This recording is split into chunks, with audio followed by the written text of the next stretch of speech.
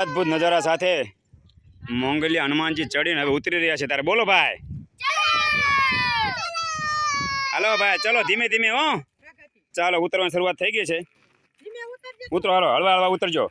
પડો આખડો તો વાંધો નહીં ખંખીને ઊભું થઈ જવાનું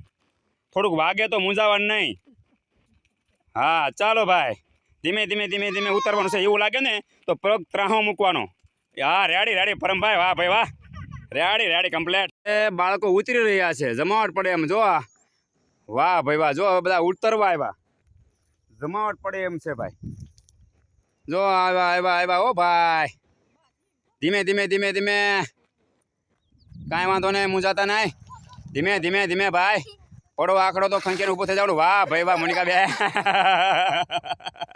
કહું છું ઉતાવળ નહીં